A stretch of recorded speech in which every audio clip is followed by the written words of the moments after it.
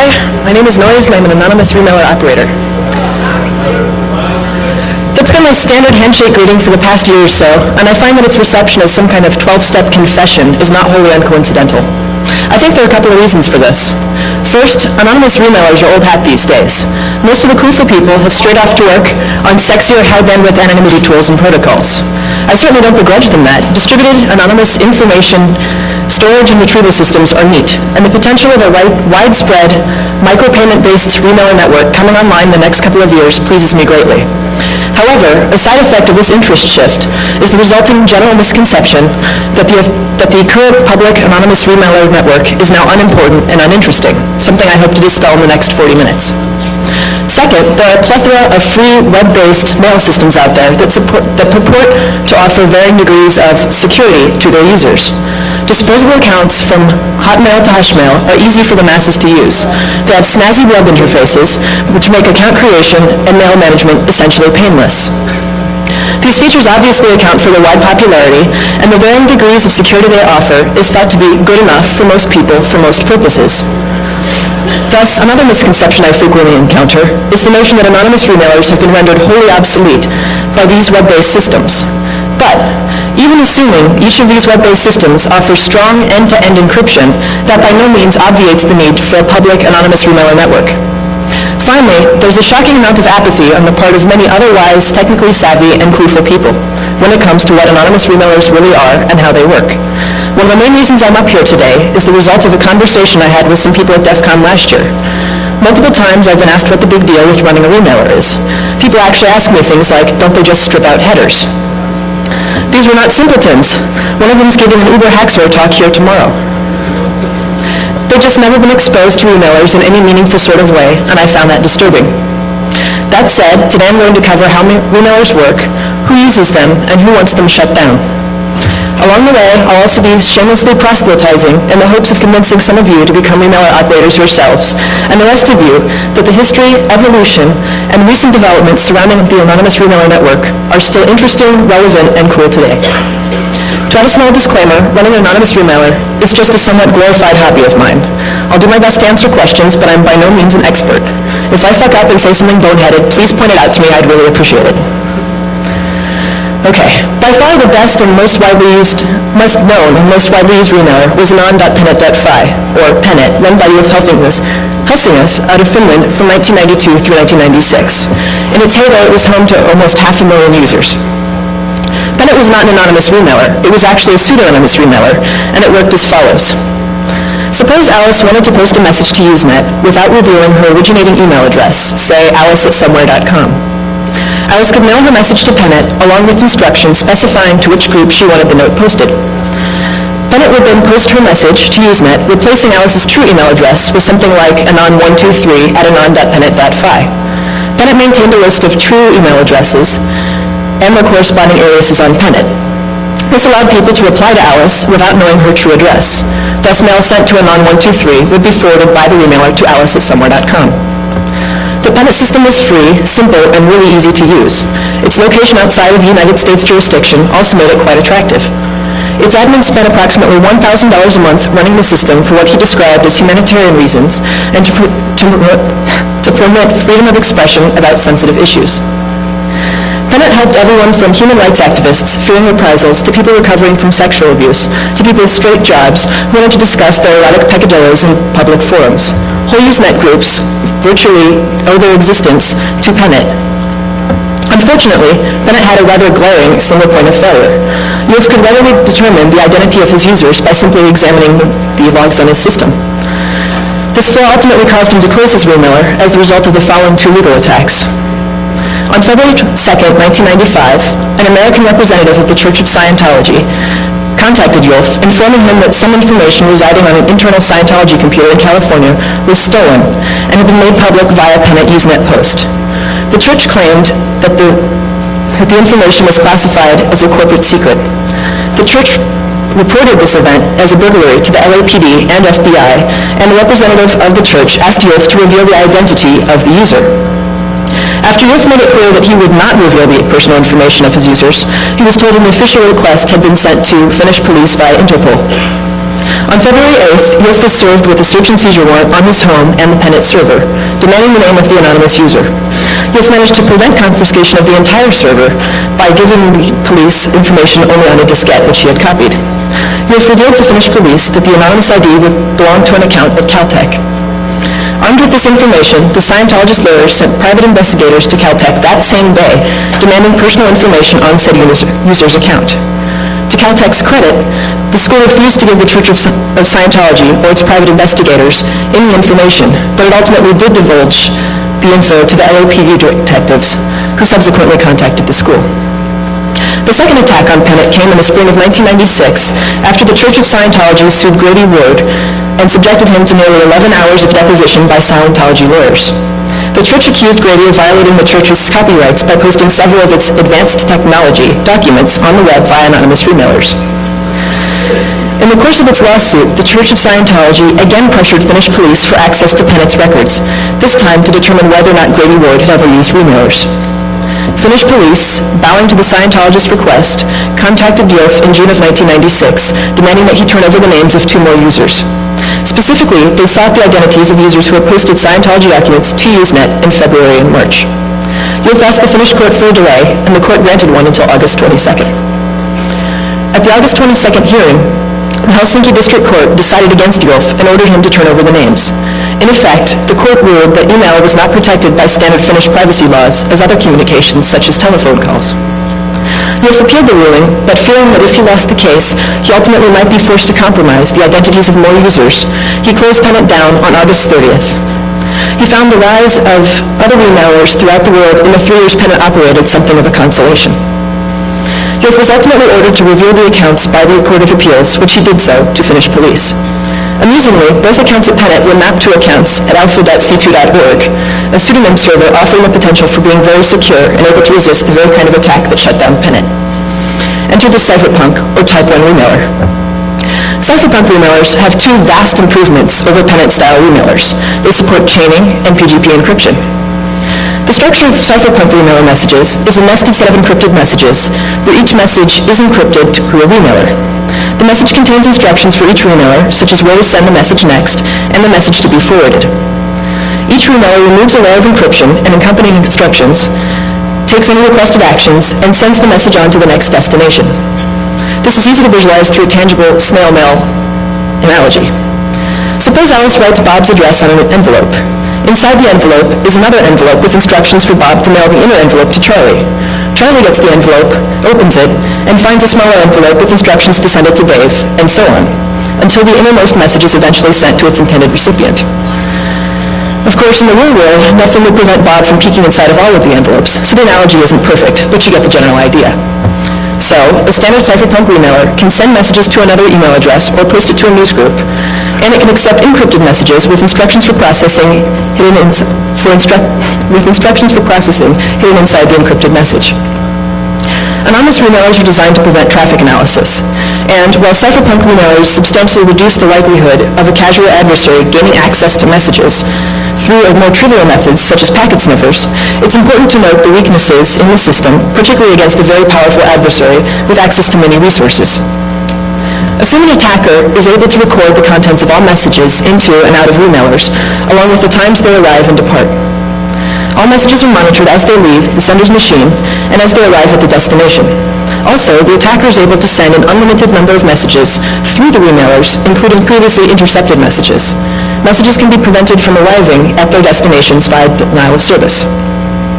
Also, suppose the attacker has compromised some, but not all, of the remailers, and knows the source, destination, and contents of all messages passing through the compromised remailers.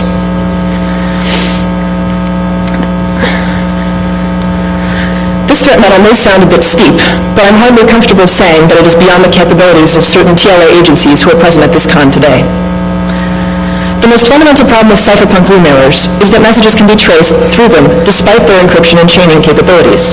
This is because incoming messages are forwarded directly after processing. Thus, when one message arrives, another message leaves immediately thereafter.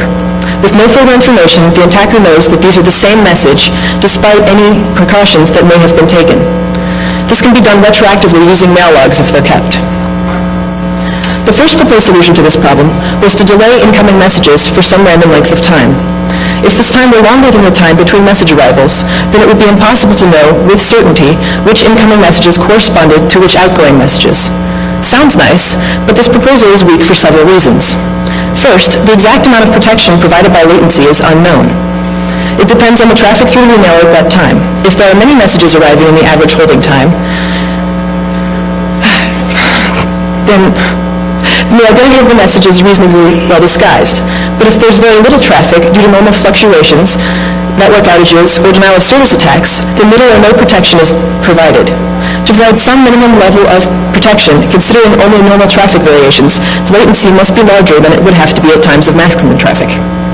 A proposal called reordering fixes this problem, but it opens up another possible attack. Reordering requires that a remailer keep a certain number of messages in a pool on the remailer at all times. The most efficient reordering scheme is to keep n messages in the pool and to send out one of the n+1 messages in the pool, including the one that just arrived, chosen at random. Unfortunately, this scheme is susceptible to a spam attack. An attacker sends many more than n messages to the remailer. These messages will displace all real messages in the pool, leaving only messages which the attacker can recognize. If the attacker sends another batch of messages after your message arrives, your message will be flushed back out of the pool. Since the attacker can recognize his own messages, yours will be obvious. Combining latency and reordering gives some resistance to this attack. Rather than sending out one message from the pool each time a new message arrives, periodically all but n messages in the pool are sent.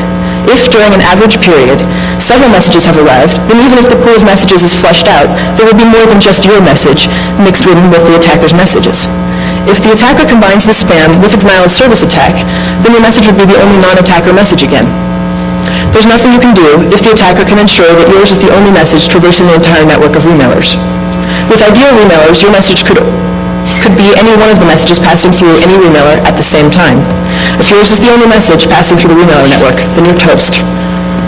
Now, assume your message is chained through remailers that are delaying and reordering at every hop.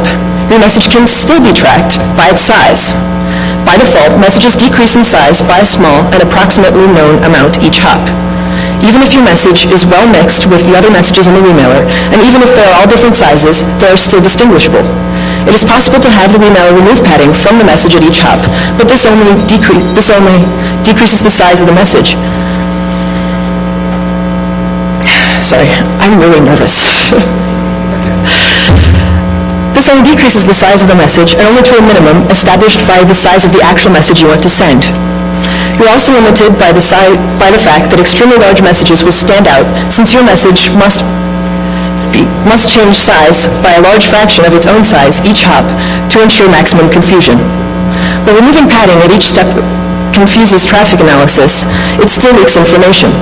All messages that leave a remailer larger than your message when it arrived are known not to be yours.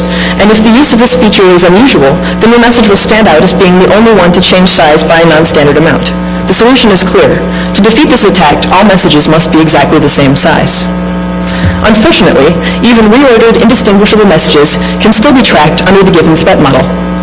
Replay attacks can be used to follow a message to its final destination, or to backtrack from the end to the original sender. Both attacks use a type of spam attack. To trace a message forward through the chain of remailers, the attacker captures your message and sends many copies of it to the first remailer. Many identical messages will emerge from the remailer and move on to the next one. This bump in remailer traffic will show the route to the message. When it becomes too dispersed from reordering, the message can be captured between two remailers, and many copies reintroduced at that point. To prevent this attack, remailers must refuse to send any message more than once. This can be done by including a random ID for each hop, which the remailer records. To limit the storage demands on the remailer, IDs may be removed from the list after a period of time. The list could also be cleared whenever a remailer changed its key. Thus, even though cypherpunk remailers offer vastly more security than pendant-style systems, they have their limits. There are still security holes that can be used to discover the real sender of a message, despite the use of PGP encryption, chaining, latency, and reordering. Type 2 or mixmaster remailers render most of the attacks against Type 1 remailers useless. The design philosophy of mixmaster remailers was strongly influenced by David Chaum's 1981 MixNet paper.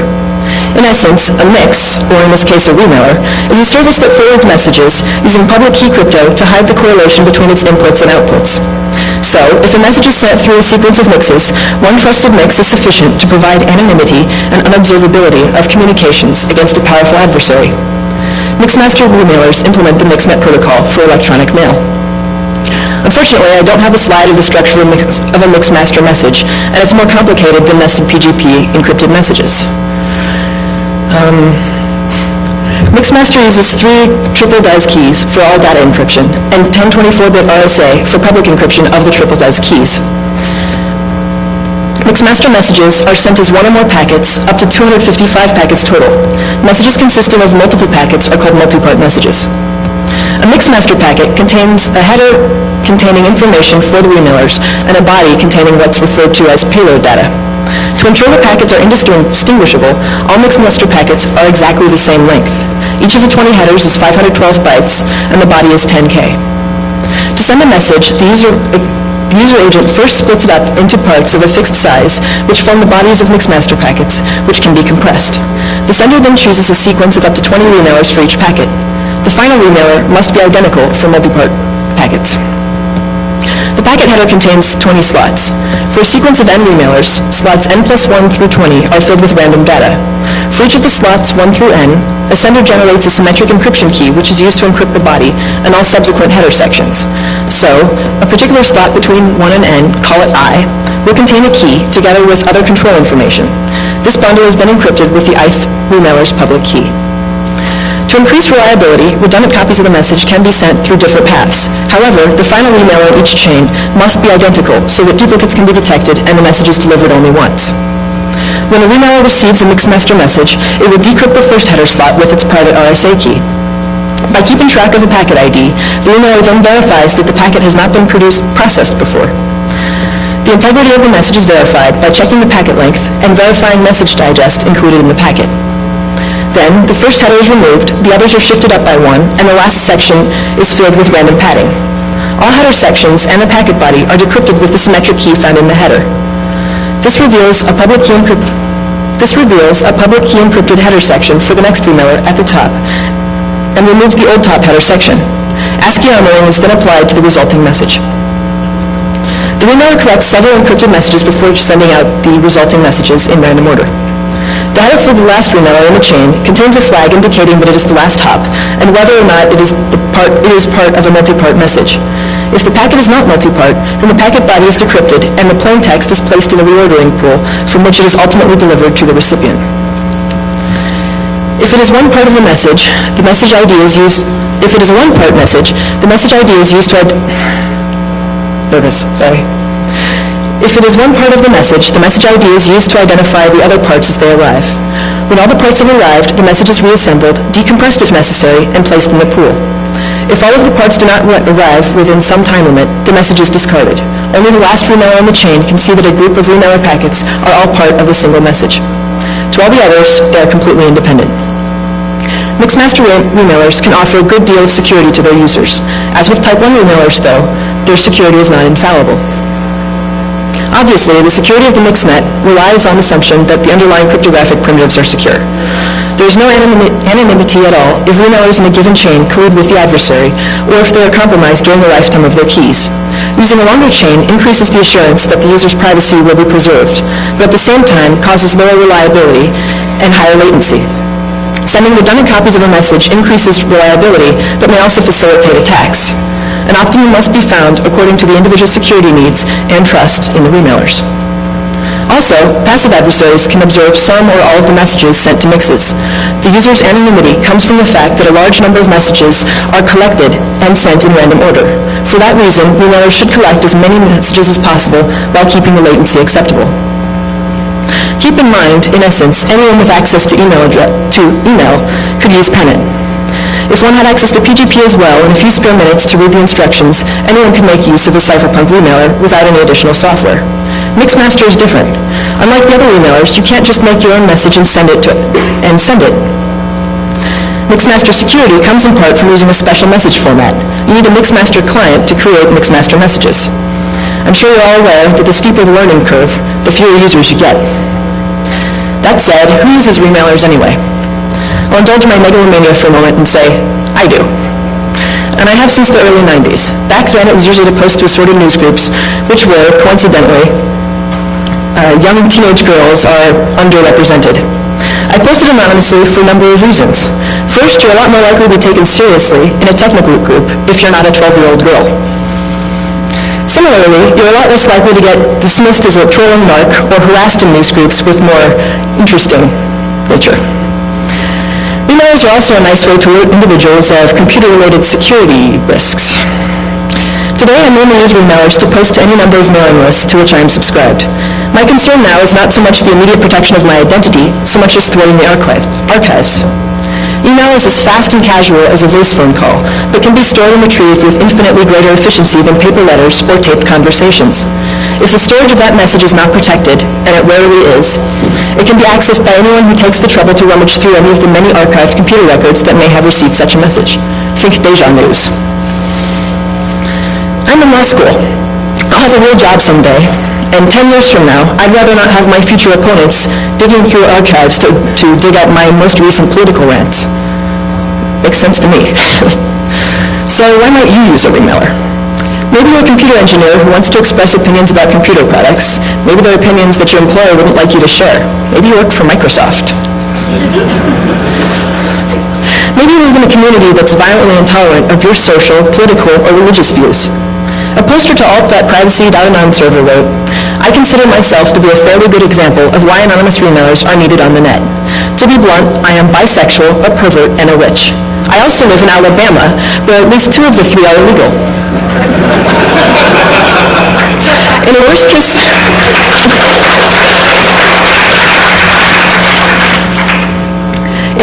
scenario, I could lose my job, have a career ruined, face prosecution, and possibly even have to deal with violence. Maybe you're seeking employment via the internet and you don't want to jeopardize your present job. Maybe you're looking for some action in LA personals. I don't really care. Maybe you're a whistleblower afraid of retaliation. Hey, you might even be an honest bureaucrat seeking out these whistleblowers. Maybe you don't want people spamming your corporate address. Maybe you've reverse engineered something you'd like to share with others, and you'd rather not be the subject of frivolous corporate lawsuits for your trouble. Bugs, exploits, and all sorts of interesting things are frequently reported this way. The source code for CSS authentication is released via the Anonymous Remailer Network. Yay. Maybe you feel that if you criticize your government, Big Brother will start monitoring you. Maybe you live in Kosovo. In early 1999, the Anonymous Remailer Network allowed ethnic Albanians to provide first-hand accounts of Serbian atrocities in Kosovo without fear of retribution. We noticed a big spike of usage during that time. As you have said, remailers have made it possible for people to discuss very sensitive matters, such as domestic violence, school bullying, or human rights, anonymously and confidentially on the internet. The closing of a non-pennant file will make it harder to discuss these matters. In short, there are many legitimate reasons why you, a law-abiding citizen, might use remailers. The issues here are rights to freedom of speech and the rights to personal privacy. Having the right to free speech may work well in the case of verbal expression, but it may cease to have its intended purpose in face of retaliation that may take place decades later. In a system that theoretically can have infinitely large memory and infinitely long remembrance, the freedom of expression can become abused and perverted by a government that does not respect individual rights. This brings me to my third topic of the afternoon. At any given time, there are usually 20 public Type 1 or Type 2 remailers in the world. Of these 20, usually only half offer sufficient reliability to be of actual use. This has been the trend for the past year, for years. So you might be asking, if remailers are so great, why are there so few of them? The most benign reason, I think, is that running a remailer takes more time, energy, and patience than most people would care to spend on a free service. I run my remailer off an old P90 box, which I have attached to my university's network. Financially, it doesn't cost me anything to run it. It's one of my hobbies, so I don't mind spending 5 weeks or so, 5 hours a week or so, to care and feed it. Other remocs actually pay to keep their remailers up and running. Everything from extra phone lines to co-location facilities frequently come out of their own pockets. If you've got some spare cash in your pocket, you might want to donate and help one of them out. Personal gratification in running a remailer can go a long way, but eventually the headaches and expense one can incur can outweigh the fun. I think the average lifespan of a remailer these days is somewhere between 3 and 6 months for that reason. Another reason for this is the fact that it's a largely thankless job. Most satisfied remailer users have little reason to praise their remailer operators. What would they say? Hey, I'm Jim, and I used your service to come out of the closet, thanks. Yeah, right. Instead, you're likely to accumulate a mass of complaints and threats. Many of them are amusing. 99% of them are harmless. I enjoyed some of the more illiterate ones so much I've taped them up on my fridge. I've been called everything from a communist to a neo-Nazi to a liberal for the simple act of running a remailer. I tend to laugh out loud picturing myself in any of these roles. I've also noticed that people like to give out legal advice when they're angry. One of my favorite complaints accused me of being an accessory to accomplice harassment, which I was informed was not looked upon favorably in Washington State. Right, I see. Sometimes complaints don't go directly to you. Sometimes people complain to your ISP or your DNS provider. I've become well acquainted with several university officials as the result of running my remailer. I'm sick. I actually look forward to dealing with them. It means I get to wax poetic on fun things like the Constitution, the First Amendment, and the school's acceptable use policy. Other email operators don't have it so easy. Their ISPs may terminate their service at will at the first sign of trouble. System administrators are often adamantly against the use of their sites for anonymity servers. They're afraid that they will be held responsible for acts such as terrorism or kidnapping, which could theoretically take place as a result of anonymous messages which pass through their system. Administrators would often rather shut down a remailer than deal with all of the politics that surround that remailer. This is one of the main reasons for the short lifespans of many remailers. One of the simplest solutions to all of this is to run a middleman remailer. In this mode, a remailer will not send messages directly to final recipients. Instead, it will only send messages to other remailers. Because it can never be used as the final hop in a message, the outside world never receives any remailed messages from the middleman. Voila, no complaints. The obvious drawback to middlemen is that they reduce the number of possible chain permutations. As long as there are plenty of full-featured remailers around, this doesn't matter much. But if only a handful of remailers were mailed to final recipients, the situation could escalate rapidly from a robust remailer network to a network with single points of failure. But having more middleman remailers around is better than not having them at all. They provide a useful service. They're one more link in the chain. If you're interested in running a remailer, but you're genuinely concerned about your ISP's objection, middlemen are great, and I hope you'll consider it.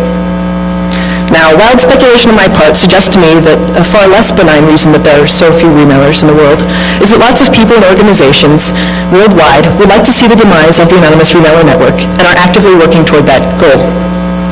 Governments that violate human rights, as well as organizations banning public and open discussion of their activities, such as the Church of Scientology, are among these.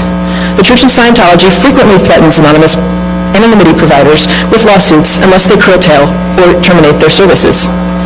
They've been doing this for years, and they're still doing it. I received a nasty gram from one of their lawyers just last month. Obviously, though, governments may also have a keen interest in anonymous remailer usage. Remailers are in operation all over the world, and governmental attitudes toward them cover the whole spectrum. For example, a Viennese remailer operator recently pointed me to a webpage maintained by his local police department. The Austrian police actually recommend that citizens use remailers to post to Usenet as a method of privacy protection. In stark contrast, the operator of T2, a remailer in the UK, announced that he will be closing down his remailer this coming Monday because passage of the Regulation of Investigatory Powers, or WIP bill, appears imminent. Fueled by fears of rampant anarchy, pornography, and digital black markets, the UK has pressed ahead with measures of intrusion into the internet far more suited to China. The WIP bill would connect UK ISPs directly to MI5 headquarters by way of black boxes authorized to snoop, often without warrant, on email or other British domestic internet activities. You might think the obvious counter to this is to call the Brits and tell them to use more encryption. Snoopers be damned. You'd be wrong. The bill also contains a requirement that computer users and companies hand over their decryption keys to the government on demand of anyone as low as a constable. Moreover, the WIP bill permits gag orders surrounding these key requests, with possible jail time for anyone revealing key requests and fulfillments. WIP bills in their ilk should encourage those of us outside Orwell's England to use encryption and to run more remailers. I asked the UK remailer for his thoughts on closing down T2, and this is what he had to say. I see myself at the moment as in a similar position to Yolf in 1996. Faced with a choice between continuing with an untrustworthy service or making an honest shutdown, it is fairly easy to see what is preferable. If I continued with the current config, people would rightly have suspicions that the key had leaked to any of the endless list of government bodies of any kind who are supposed to be able to demand decryption and also keys in an ill-defined circumstance. Contrary to what government spokesmen have said, neither a court order nor a criminal investigation into anything nor suspicion of a crime by a person receiving the demand is required before the demand is made. It has been pointed out often that the mechanics of public keys mean that innocent people receiving messages from a suspect will be more likely to have notices served on them than the suspect himself. Thankfully, our own government has not yet succeeded in passing a similar bill. Additionally, we have a Bill of Rights, which the UK does not have, and a healthy body of history and case law supporting the right to anonymity. Anonymous discourse has been an integral part of American literary and social development. The responsibility of journalists not to reveal their sources is recognized almost universally. Many authors write under pen names, and there are still many cases where the true identity of such authors has yet to be discovered. Additionally, anonymous peer reviews of proposals and articles are common in academic circles. The intertwining of anonymous rhetoric and American social development is perhaps best evidenced by the Federalist Papers, arguably the greatest single work of political theory in history. The work may never have seen the light of day had authors James Madison and Alexander Hamilton, collectively known pseudonymously as Publius, been forced to reveal their true identities. Moreover, the Supreme Court has repeatedly confirmed the right to anonymity. Nevertheless, this has not stopped the U.S. government from trying to deprive us of our rights. At the Carnival hearings a couple days ago, FBI Lab Director Donald Kerr pulled out the usual FUD with much speculation and little or no supporting evidence. He said, "As you know, the use of computers and the internet has grown rapidly and has been paralleled by the exploitation of computers, networks, and databases to commit crimes and to harm the safety, security, and privacy of others. Criminals use computers to send child pornography to each other using anonymous encrypted communications. Hackers break into financial service company systems and steal customers' home addresses and credit card numbers. Criminals use the internet's inexpensive and easy communications to commit large-scale fraud on victims all over the world. And, of course, terrorist bombers plan their strikes using the internet. Investigating, and I'm not making this up, investigating and deterring such wrongdoing requires tools and techniques designed to work with new and evolving computer and network technologies." He continued to blather about striking balances between privacy interests, ISP interests, and of course the duty of government investigators to protect public safety. My favorite line, though, from his testimony was, quote, "I would like to discuss how the FBI is meeting this challenge in the area of electronic mail interception," quote. A friend of mine pointed out yesterday that you've tweaked the FBI when they drag out child pornographers, terrorist bombers, hackers, and the usual suspects. I think the whole carnivore situation really underscores why we need more remailers and why we need more people out there using them for the complementary tear-jerk purposes that lend credibility to anonymity and counter government assertions that only criminals have a need to hide their identities. It's important to show them that for every imaginary bomb-toting, money-laundering child pornographer, there are 100 HIV-positive teens, abused women, or political dissidents out there looking for a way to communicate safely. It's time the deck is stacked in our favor. A couple months ago, the President's Working Group on Unlawful Conduct on the Internet, chaired by Janet Reno, issued a 200K report which predictably expressed the need for government ability to determine, quote, the source of anonymous emails that contain bomb threats, quote. The interagency group was formed in August of 1999 by the President and includes such notaries as FBI Director Louis Freeh, Treasury Secretary Larry Summers, Commerce Secretary William Dowey, and representatives from the military, DEA, and Secret Service. The group is asked to address the issue of unlawful conduct involving the use of the Internet and to prepare a report with recommendations on the extent to which existing federal laws, this is a quote, provide a sufficient basis for effective investigation and prosecution of unlawful conduct that involves the use of the Internet, such as the illegal sale of guns, explosive controlled substances, and prescription drugs, as well as fraud and, of course, child pornography.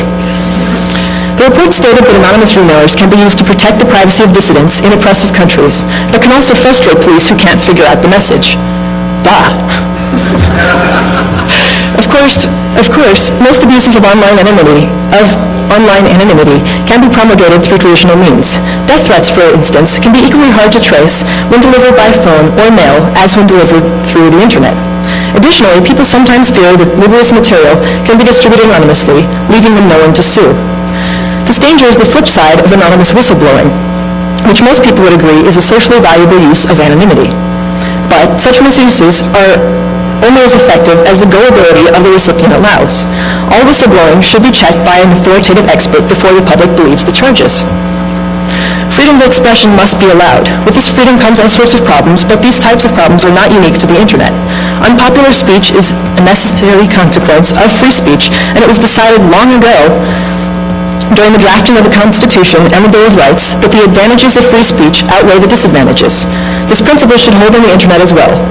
Anonymous remailers provide a vital service with many benefits to the online community. Bennett's downfall was due less to its imperfect security than to its success. Because of the ubiquitous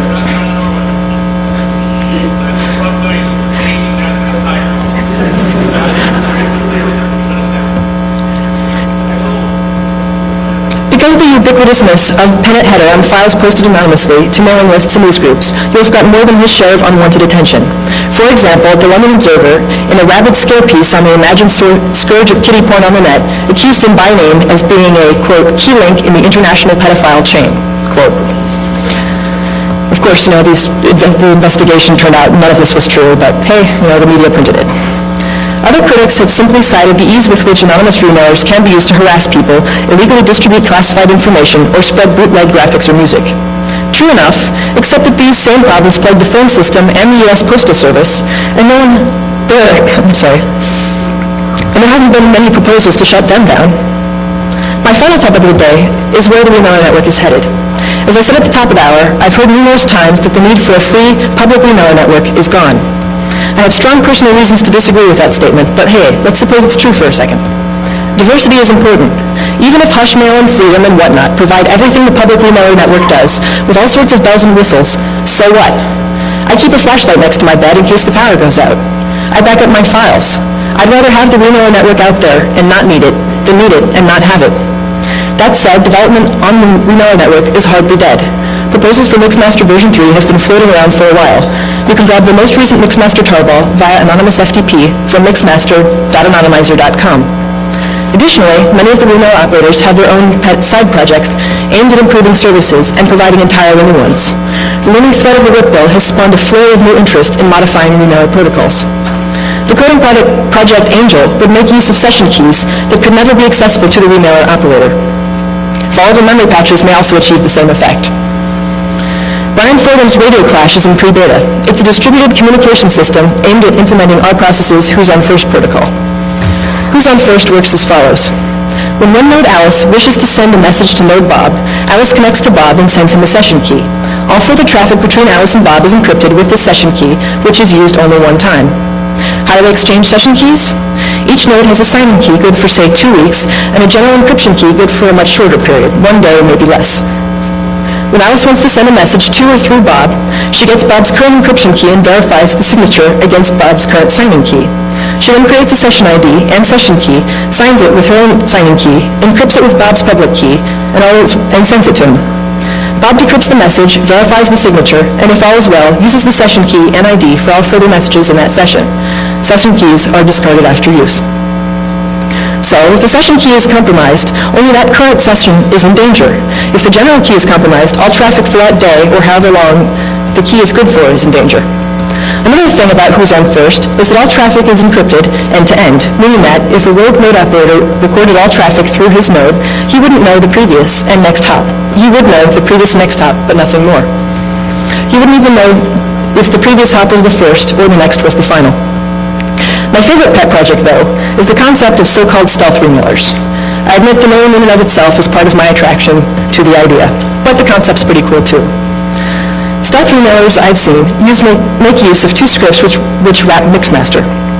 One is for sending and one is for receiving. Essentially, the remailer works in a specified Usenet group for messages with subjects like Attention Stealth Remailer Alice. It yanks copies down, processes them in a big batch, and then sends them off via something like send@nim.alias.net. Stealth remailers are great for operators without a 24/7 connection. Message processing can be done whenever the operator feels like connecting to the network. Because the remailer is itself making use of a pseudonym, the operator is effectively sidestepping complaints and many other headaches which can come with running a standard 24/7 remailer. Finally, my little plug on why I run my remailer. I've used remailers for a long time. The general theory behind remailer security is that as long as at least one of the remailers you use has not been compromised by nefarious types, then you're pretty safe. Trust no one. That's certainly the credo of the remailer network. Anyway, I figured the best way to make sure at least one of the remailers I used wasn't owned by the NSA was to run one myself. Of course, you have no reason to suspect I'm not in league with the NSA. If you're concerned about that, it wouldn't hurt you to open up your own public remailer. There's a substantial amount of Windows software out there that makes running and using anonymous remowers painless. I don't know much about it. I don't run it.